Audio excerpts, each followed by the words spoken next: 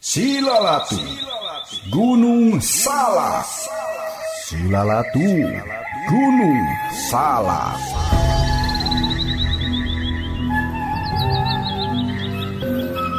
Silalatu Gunung Salak dibaca sagemleungna tina roman fiksi sajarah menggambarkeun lalakon 100 tahun sabada pajajaran burak.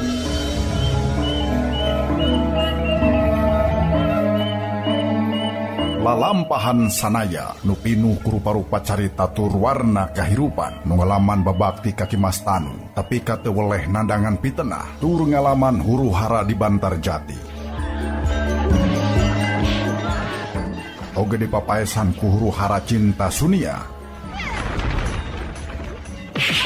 tapi kangalaman huru hara di alam siluman tuh tapi kangalaman huru hara di Sunda Kalapa.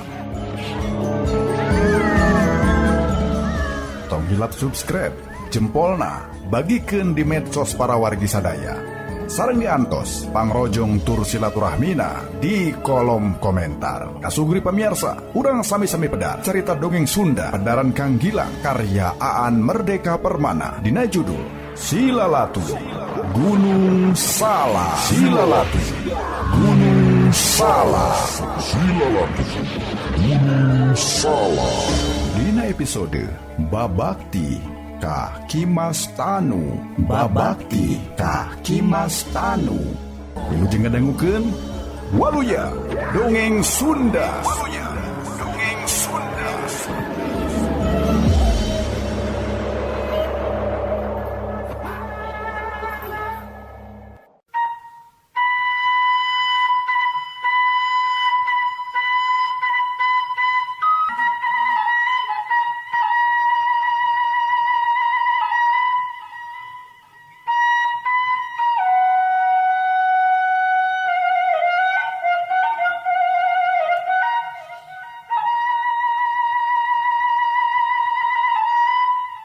Kasugri pamirsa mitra kaum dangwanu mulia.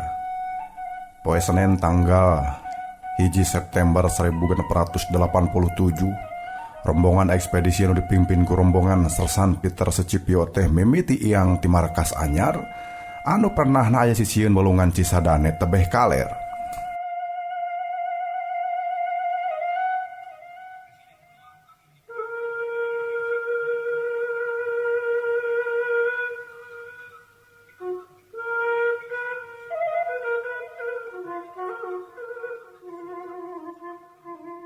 Kawasan nulis disebutkeun ku Ki Mas Tanu tea. Ieu teh mangrupa lalampahan anu sakitu kalina dina nyieun panalungtikan sajarah. Ceuk Ki Mas Anu sawatara taun katukang rombongan Sersan Peter Secipio teh henteu diwenangkeun ku kulunuan kalebung pajajaran. Ari nu jadi perkara cenah aletan Sersan Peter Secipio mah bangsa kafir. Teuing kunaon bangsa kafir make teu diwenangkeun asup kalebung pajajaran. Tapi anehna deui hari ayeuna mah Ki Mas Tanu oge teu kumaha. Atuh Sersan Peter Secipio oge bangun anu sumanget pisan basang. Nya semangat pisan basangan wae tuan asup ka eta leuweung geledegan anu tara kasaba ku cahaya panon poe. Ki Mas Tanu malah semumuji kana wawanen Sersan Peter Secipio teh, padahal ceuk Ki Mas Tanu tibarto keneh nyawa eta Sersan kumpeni teh geus rek pada ngala. Malah balad Ki Manggala mah geus ampir-ampiran sanggup niwaskeun eta Sersan.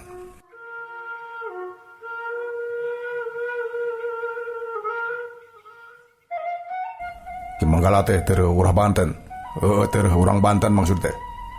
Cenah manehna teh turunan anggota pasukan siluman anu dina taun 1578 geus ngarurug dayeuh pusir dayeuh pakuan pajajaran. Nyaita nu kiwari jadi leuweung teh ceuk Ki Mas Tanu.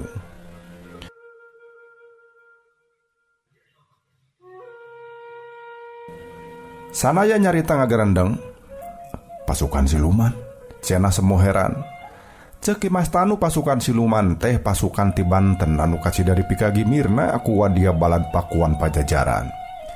Ieu teh pasukan demit anu tindak tandukna pinuh Rusia. Boh datang boh indi tara kanyahoan ku anu jaga.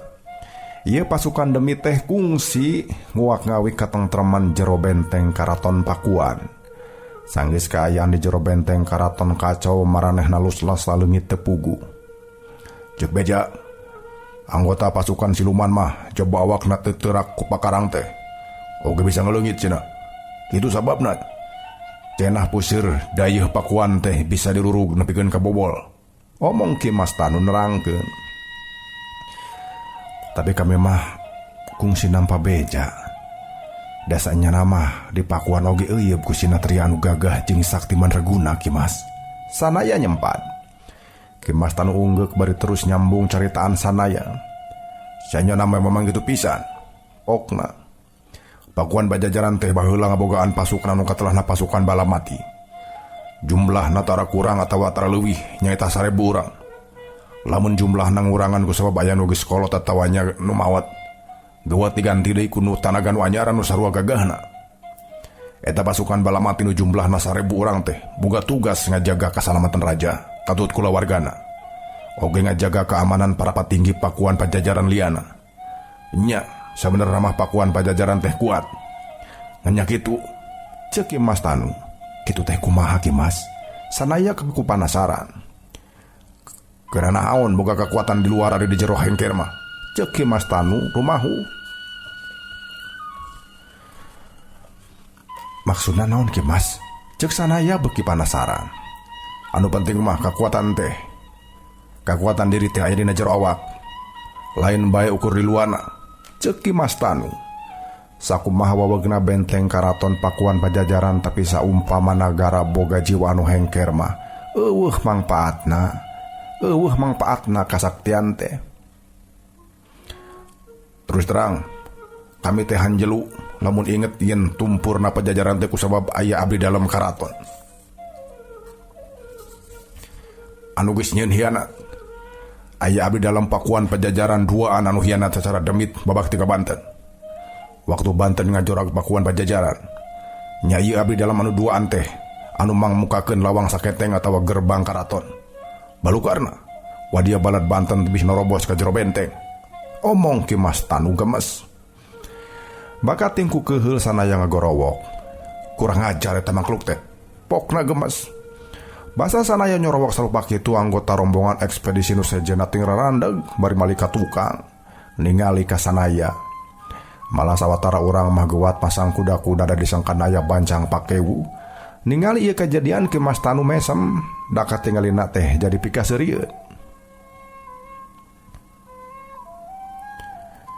Tapi meureun geus diguratkeun ku pangeran, dunya teh kudu kitu. Kudu aya nu datang, kudu aya nu miang. Jelema mah sasaha bae oge moal aya nu ngalalakon salawasna.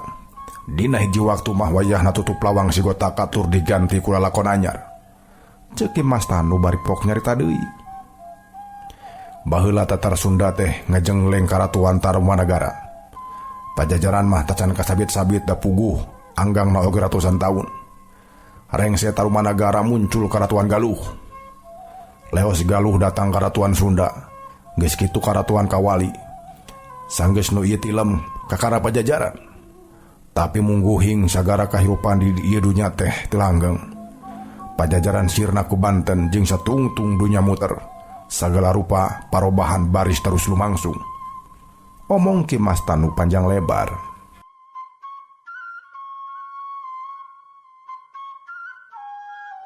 Ceuk Ki Mas Tanu deui. Ayeuna oge zaman teh siga-siga rek tes terus robah ieu teh. Pokna lir nyarita ka diri sorangan.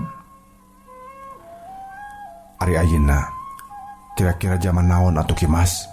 Ceuk sanaya. Tapi ieu pananya teh henteu dijawab ku Ki Mas Tanu, manehna mah ngadon neuteub ka jalma anu harita nyampeurkeun ka dirina. Ari anu ngadatangan Ki Mas Tanu teh tetela Sersan Peter Secipio. Tadi mah manehna teh ngan susuluduk we kanu bala. Nyuai-nyuaikeun ka kayon jeung ari-arian lir aya nu keur diteangan. Sersan Peter Secipio nyampeurkeun Ki Mas Tanu dibarengan ku opsir opatan. Nu tiluan sabangsa jeung manehna barule tapi nu saurang deui mah lain. Sanaya teu apal urang mana eta opsir nu ieu teh memang lain bangsa Belanda tapi oge eces lain bangsa Sunda. Katingali kulitna cageutreuk hideung, irungna bangir, bulu panonna carentik jeung buukna rarintit. Ki Mas Tanu ngaharewas can opsir nu kitu kulitna hideung mah datang teh ti Pulau Ambon cenah. Nyawa cenah saha ngaranna mah tapi mun nagaroan manehna mah cukup ku patinggi bae. Sersan Peter si Cepio ngajak ka Ki Mas Tanu malah rada gancang lumpangna sabab hayang asup ka tengah leuweung bari ulah kapoekan. Heug bae asal tuan, geus nya yakin jeung teuneng, ceuk Ki Mas Tanu. Ik memang karesten, tapi mun geus tepi ka leuweung Pajajaran, moarek ngagunasi ka moarek ngeganggu. Kamu ganggu karena budaya jeung agama. Omong sersan Peter si Cepio siga anu medar janji. Eta sersan bule teh nyarita cenah anu karasa ngaganggu pikiran mah lain kecap pamali seperti anu rame dicaritakeun ku urang Sunda. Tapi kate panujuan bangsa pribumi kana tarekah nyingraikeun lalangse sajarah. Ceuk sersan Peter si Cepio boh balad Ki Maskara anu teureum Pajajaran, boh balad Ki Manggala anu teureum Banten teu satuju kana ieu panalungtikan teh dasarna politik.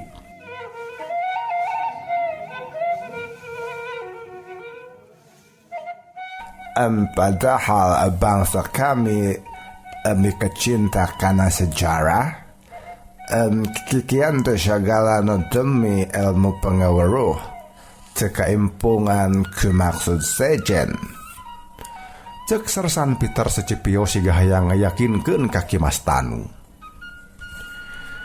Ari sersan Peter Secepio teh jalma anu teu percaya kana tahayul. Masyarakat anu hirupna aya di sisi leuweung karamat loba nyebutkeun yen urut puseur dayeuh karatuan Pakuan Pajajaran anu kiwari ngajenggleng jadi leuweung gonggong si Magonggong teh. Kiwari dijaga ku sabubuhan maung lodaya. Cek urang lembur ieu makhluk teh lain samaung-maungna tapi maung kajajaden, mamalihan tina pangeus dayeuh Pakuan Pajajaran. Cek sakaol eta sabubuhan maung teh baheulana mah jalma nyaeta rahayat Pakuan Pajajaran. Ngan kusabab embung asup Islamnya maranehna mah milih bilu karajana anu sarua narah asup Islam. Raja Pajajaran teh ngahyang pon kitu dirahayatna ngahyang, malah karaton anu tadina agreng tur endahna kabina-bina teh dadak sakala robah jadi leuweung ganggong si Magonggong. Wuri-wuri maranehna ngilas di eta leuweung teh jebul lodaya putih. Jika percayaan masyarakat mah pangeusi leuweung Pajajaran teh geus janji moal ganggu ka manusia, malah marek nang dayungan turunanana. Tapi pasaratanana manusia ulah ganggu karena katentreman hirup paranehna.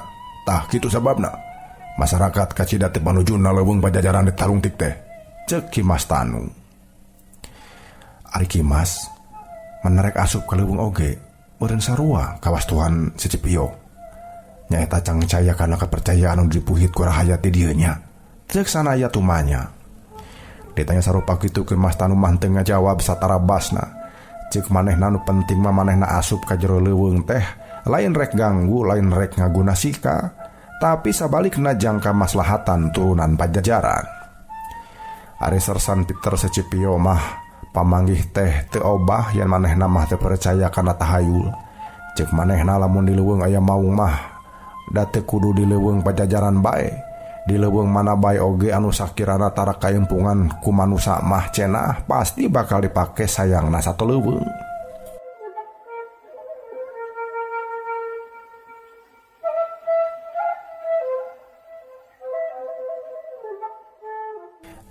Tangtu leuweung mah bahaya well bahaya sote lamun urang ganggu. Ik apal cepat mau manehna cara ganggu jeung embung diganggu. Manehna embung tepung jeung jalma mun rek papanggih jeung jalma manehna pasti neangan jalan saja na. Anu sakurana moal pesangrok di tengah jalan.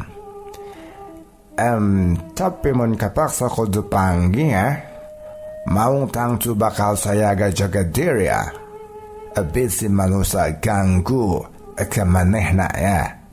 Omong sersan Peter Secepio yakin pisan. Menang sababaraha halila namah rombongan teh ngan ukur-ukurilingan di jero leuweung nu jembet. Sawatara anggota rombongan anu jumlah nawelasan teh hidang nyacaran ari jeung tutuwuhan bala. Saljara pangpung ka tutuwuhan gararing mah teu asa-asa dicacaran. Ari kitu mah Sersan Peter Secepio teh matak pujieun. Tetela eta bule teh sabenerna mah kacidami kacintana kana lingkungan.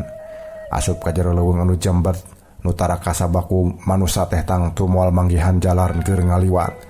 Jadi supaya aya jalan rombongan teh kudu ngahaja nyacaran tutuwuhan.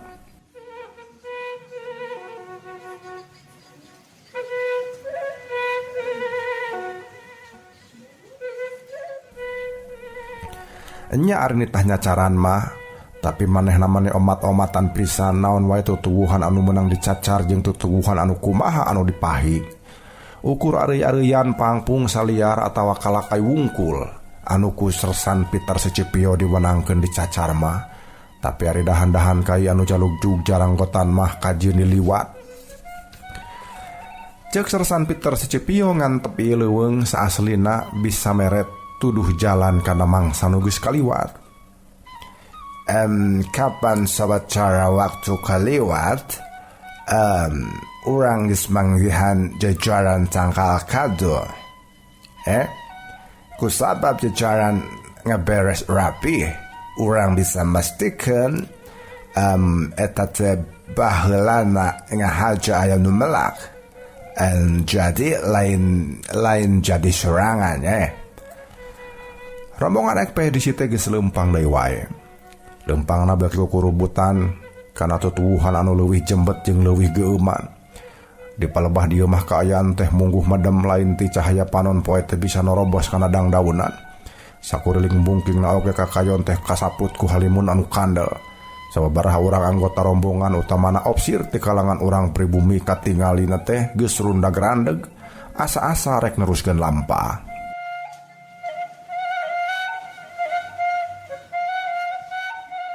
Sababaraha urang anggota rombongan teuing carapeun teuing bakating kusieun ku sanaya katingali. Lian ti awakna ngadeg-deg teh oge bobolokot ku kesang padahal eces di eta leuweung teh hawana manehnya cep tiis. Sersan Peter Secepio leumpangna panghareupna. Manehna ngarandeg basa di hareupeunna aya gundukan batu dua jembet dibeulit ku arei jeung kandel di bulan kulukut nya kulukut hejo. Sanaya mah teu pati ngarti kunaon eta sersan bule teh manidung dak dengdek nitenan eta dua gundukan batu. Ceuk pikiran sanaya mah eta barang teh asa eueuh anehna jeung eueuh hartina. Piraning batu ngajungkiring dua, jangkungna opat deupa jeung jembet dibeulit areuy. Lamun mah rek disebut aneh, meureun dumeh batu teh duanana ge manis sarua, jangkungna siga nu meunang ngatur bae. Bade nyatet kalawan imut pisan Sersan Peter Secepio nyarita ka anu aya yen batu jangkung dua ngajegir teh bisa jadi baheulana mah ku talawang saketek. Geura tingali tukangeuna aya tumpukan batu siga-siga ieu baheulana teh kuta anu ngembat panjang Ceuk kami mah ieu teh baheula jalan asup kana komplek karaton. Mun rek asup ka karaton pasti bakal ngeliwatan lawang saketeng atau gerbang jalan ke keraton. Pasti diapit ku benteng atau kuta. Cek Sersan Peter Secepio mani ngarasa yakin. Ada geus dibejaan gitu ku Sersan Peter Secepio mah sanaya oge ngagebeg. Manehna nyobaan nyipta-nyipta samemeh eta kuta dibeulit ku areuy teuing ingetanana teh geus kana karaton bae. Teuing dumeh caritaan Sersan Secepio anu geus mangaruhan uteukna. Sabab anu kacipta dina wang-wangan sanaya mah ieu teh nyaan lawang saketeng karaton.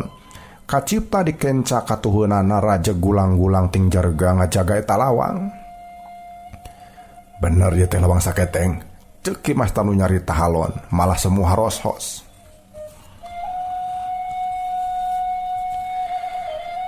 Basa ngadenge yen Ki Mas Tanu mah yen ceuk Ki Mas Tanu mah tangtu ieu teh urut lawang saketeng sanayana pikeun ka poho ngapan. Atuh angot basa Sersan Secepio oge ngarandeg nyarita saperti Ki Mas Tanu. Sersan Peter Sicipio mah mani apik pisan basa mocelan lulukutan anu ngadilan nutupan batu anu ceuk manehna mah urut benteng karaton.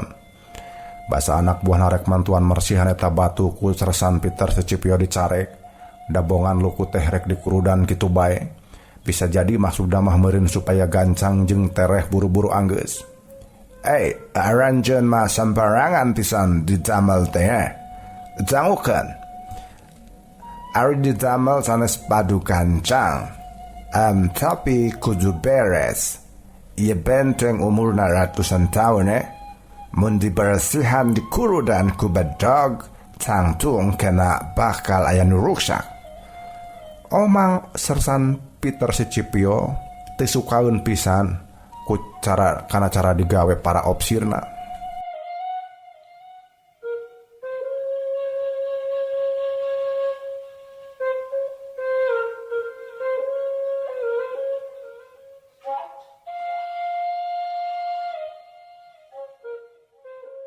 Ari geus digalendeng kitu mah ku Sersan Peter Sicipio anu sejen oge mantuana teh jadi apik. Malah mah jadi leuwih apik maranehna batan dununganana. Da puguh apik jeung ati-ati pisan atuh puguh we marsihan benteng karaton anu kasaput ku lukut kandal teh meakeun waktu anu lila pisan. Dan ari ku hantem dileukeunan mah akhirna naon anu dipikaharep ku Sersan Peter Sicipio teh tina kanan. Batu jangkung teh ngajungkiring bersih eueuh lukutan. Sanaya kacida helokna, ari geus bersih kitu mah kanyahoan horeng eta batu nyaan baheulana teh ladang pagawean jelema. Kabuktian geuning eta adegan mangrupa tumpukan batu bata anu ngahaja disusun diatur diberes-beres. Eta susunan batu teh di tembok ku taneuh leutak, meureun maksudna mah supaya kuat. Tukangeun sapasang benteng jangkung teh aya kuta satangtung awak jalma sarua ieu oge. Basa dibersihan lukutna mah bet ngajungkiring jadi kuta anu ngapit, jalan anu rubakna kira-kira 10 deupa. Tangtu bae jalan anu dimaksud teh ukur aya dina ciptaan. Mun dicipta-cipta bangunan teh baheulana mah jalan anu ngabulungbung.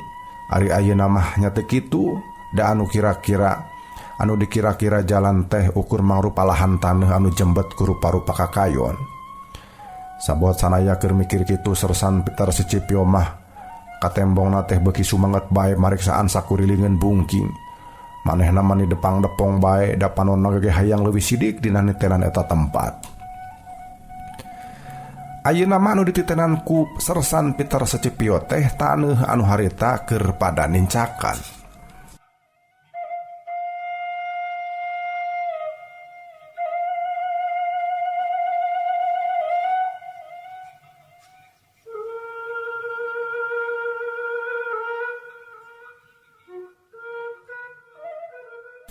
Sanaya geus bingung deui bae loba anu teu aneh jeung teu mata kataji tapi ari ku Sersan Peter Sicipio mah mani dileukeunnan ditalungtik ka sugri. Taneuh anu ditalungtik ku Sersan Peter Sicipio teh nyaeta taneuh anu kandel kasaput ku lulukutan. Bari apik eta Sersan bule teh nyolekan lukut saeutik-saeutik katingali pisan manehna panasaran hayang nyaho naon anu aya di handapeun lukut teh. Basa kumanehna aya nu dicokel deui teu pira anu kapanggih teh ukur batu koral saguruntul. Tapi Sersan Peter Sicipio mah mani beuki sumanget ngorehanana. Malah teu keung silila mahna geus manggihan deui batu koral sarua di saguruntul. Atuh, da teu jauh tina sangkaan, ya. Nah naon anehna batu koral teh tuan? Omong Ki Mas Tanu masih keneh bingung ku paripolah Sersan Peter Sicipio. Tekenging diajar bodoh Tuan Tanu. Upami urang nyokelan tanah di dia tuh manjang dugi kaditu ik boga kepastian. Ieu teh baretona jalan anu muru ka pusat karaton. Cek Sersan Peter Sicipio. Manehna geus nerangkeun cenah tina hasil panalungtikan anu enggeus-enggeus. Katitenan yen urang pajajaran bareto mun nyieun jalan teh sok dibalai nyaeta taneuh teh diawuran ku batu koral. Nyatang tu bae cenah maksudna mah supaya jalan teh henteu robah jadi kubangan leutak saumpama usum hujan. Kentay ulah wakal cupi gawe ngan isuk pageto sarere aku dumantuan mersihan ia tempat ngan isuk nepikan ke akhirna baris kenyahoan pisan iyan percepatan anugis kenyahoan dihapit kukuta kenca kecuhuan teh tangtu bahelana jalan ngebulungbung anu muru ka pusir karaton cek Sersan Peter Secipio. Basa ngadenge ceritaan Sersan Peter Secipio sarupa kitu. Wang-wangan sanaya mah langsung wanyipta-nyipta kaayaan eta tempat lamun undur 100 tahun kaliwat. Kacipta kumanehna di tempat baheulana aya jalan ngabulungbung anu sisikeun cak katuheueunana dihapit ku kuta manjang ku kapal lebah pusir karaton. Ceuk sanaya jero hate meureun baheula mah di dieu teh sok lalar liwat gulang-gulang ngajaga karaton bari samagreng ku tumbak atawa kokolewang jeung gobang. Sakapeung-kapeungeun mah meureun bakal aya sinatria anu tumpak kuda. Suku kuda teh kokotoprakan nincakan jalan anu dibalai ku batu koral. Atawa lar aya putri ti kaputren ngaliwat diiringkeun ku para emban tur sang putri calik dina jampanna ukir nu diparanggul ku 4 gulang-gulang. Waas jeung nimbulkeun paninengan anu hese leungitna.